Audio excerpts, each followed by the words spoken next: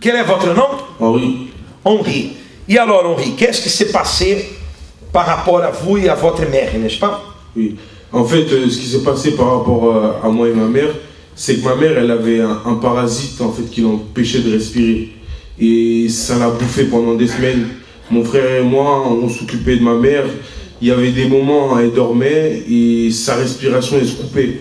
Et donc, elle demandait qu'on lui prenne un bain, qu'on lui fasse un bain. Donc, des fois, on était obligé de la déshabiller, de la laver, etc. Mais jusqu'à là, il n'y avait rien qui changeait. Donc, c'était toujours la même chose. Et un jour, en fait, il y a... Comment dire? Un jour, en fait, un jour, on a appelé, pendant la nuit, on a appelé l'ouvrier Pedro pour qu'il prie. Il a prié, mais jusqu'à là, il n'y avait rien qui avait changé. Parlez-moi d'abord, qu'est-ce que les médecins ont dit? Bon, au début, quand elle arrivait à l'hôpital, les médecins ils ont dit que c'était une maladie très grave.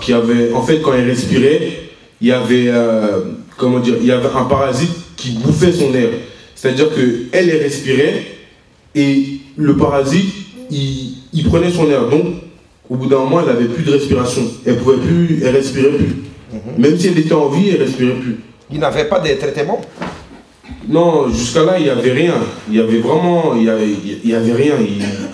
Quand elle arrivait à l'hôpital, déjà, elle était très mal, mais vraiment très très mal. Et moi, je l'ai laissé. Je suis parti directement à l'église parce que j'acceptais pas ça. À l'époque, il y avait le pasteur Ricardo. J'avais dit au pasteur et ça. J'avais dit que j'en avais vraiment marre et je voulais pas perdre ma mère. Parce qu'en fait, elle venait juste de sortir d'Afrique et j'étais tout petit à cette époque-là, j'avais 14-15 ans et je voulais pas la perdre parce que ça faisait au moins 5 ans que j'avais pas vécu avec elle dans mon quotidien. Et donc, vous avez quel âge maintenant? Aujourd'hui, j'ai 17 ans. Oui, ça fait 2 ans passés, plus ou moins. 2 ans, plus ou moins 3 maintenant. Ouais. Et donc, ce qui s'est passé, c'est que quand je suis retourné à l'hôpital après avoir fait la prière de 45 minutes à l'église, quand je suis retourné, on m'avait dit qu'elle était dans le coma. Donc je l'ai laissée à l'hôpital.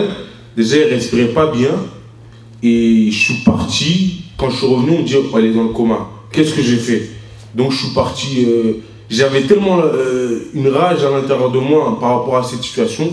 Qu'est-ce que vous avez fait devant Dieu pour que votre mère soit transformée et guérie? D'accord. Déjà, dans un premier temps, ce que j'ai fait, c'est j'étais tout le temps en prière. Quand je pouvais, j'étais en prière. Et puis, arrivé à la campagne d'Israël. Et la campagne d'Israël, je ne pouvais pas. Donc, qu'est-ce que j'ai fait? Je suis parti, je me suis lancé dans la campagne d'Israël. Ce que j'ai fait, c'est qu'elle nous avait ouvert des comptes d'épargne pour des jeunes mineurs. Et ce que j'ai fait, c'est qu'elle m'avait laissé la carte. Donc, j'ai pris le peu qu'il y avait. Mais pour moi, c'était tout. Et j'ai mis dans l'enveloppe. Mais malgré ça, ce que je faisais aussi, c'était un sacrifice, c'est-à-dire spirituel.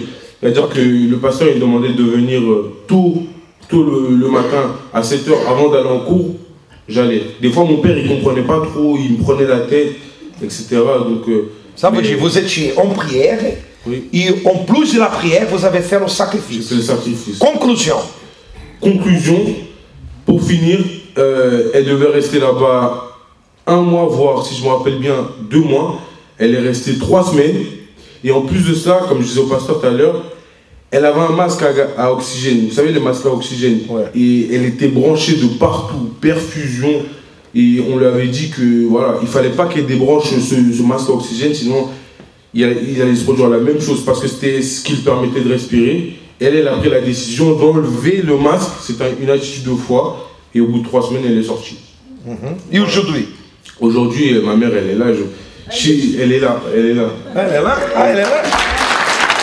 Amen. Amen. Guéri maintenant. Je devais vivre avec l'oxygène, la bouteille à oxygène. Vous devez vivre avec ça? Voilà. Chez vous, partout pour marcher? Partout. Il y a des gens qu'on voit avec ces bouteilles d'oxygène. Ah, une grande bouteille? Oui, oui. Je devais vivre avec partout. C'était ça.